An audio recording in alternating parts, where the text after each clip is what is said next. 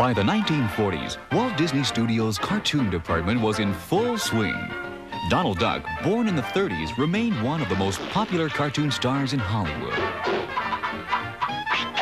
However, the next decade brought new rivals from other studios. Cartoons were changing. Movie audiences of the 40s demanded fast-paced situations and rollicking sight gags.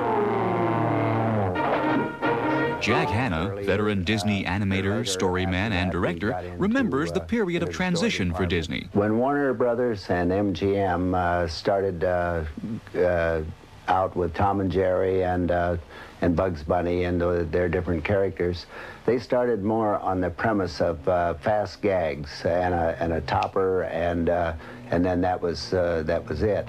We were trained more in the storyline to build a stronger story behind it. At Disney, changes were made. The cartoons were assigned to specific directors who then injected a touch of their own particular style into their series. The Donald Duck cartoons also benefited from the talents of a veteran Disney staffer, Clarence Ducky Nash. When I was a boy, I had many pets, some of them rather exotic. My first pet was my billy goat, and I'd have to feed him on a bottle. And when I'd leave him, he'd cry, you know, like that, and I started imitating him. A vocalist, animal imitator, and mandolin player, Nash had a voice or sound effect for any and all occasions, whether or not Donald agreed.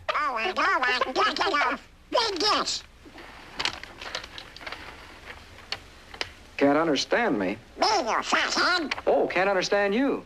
Must be that flat beak of yours. Can't mouth the words right. Why, you pigs and bread, you just don't like kicking it. Oh, yeah? Well, listen to this. Sure.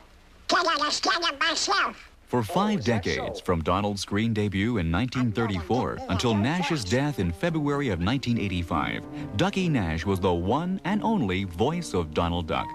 The legacy that remains is one of Disney's richest, over 150 cartoon shorts, as well as several full-length feature films. By the mid-40s, Hanna, Nash, and the Donald Duck team had created an unparalleled string of Donald Duck cartoons. Cartoons that became instant classics in depicting Donald's endless misadventures.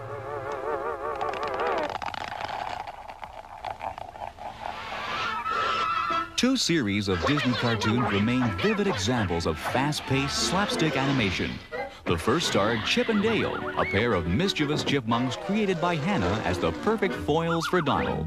We were amazed at the appeal that they had. We knew we had an instant foil for the duck for a long time because there were so many locales that they could work in, either in a house or out in the woods gathering acorns or whatever. And so they were a real good series, and our story men were especially ignited to be able to have these characters to work with. The second collection starred Donald in an everyday situation, an encounter with a pesky bee, and the predicament never failed to snowball into a laugh-filled escapade. By the late 40s, Donald and his nemesis had developed into a popular screen team, with audiences eagerly anticipating the final showdown in each new adventure. Another small character was Spike the Bee. And he was especially good because he had a special weapon of his own, which was his stinger. And he very seldom was trying to bother the duck. The duck always bothered him, but he would come right back at him. He had that stinger and he knew it. And so, anyway, I really enjoyed, I think, making Spike the Bee pictures as well as any of the other foil characters for the duck. And the umpire calls him out at the plate. Donald's bee pictures were immensely popular, and the series even included an elderly duck and bee reminiscing about their past adventures together. You know, strange as it may seem, I used to be in business with that old duffer. As a prime example of the upbeat cartoon storylines of the 40s, Donald Duck's bee pictures are fondly remembered by just about everyone. Don't let it when you die. That's gratitude for you. Except perhaps by Donald himself.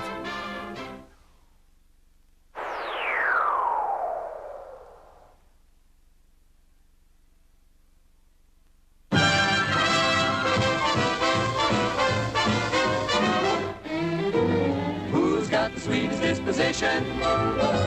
One guess who? Who never starts an argument? Who never shows a bit of temperament? Who's never wrong but always right? Who'd never dream of starting a fight? Who gets stuck with all the bad luck? No one but Donald Duck.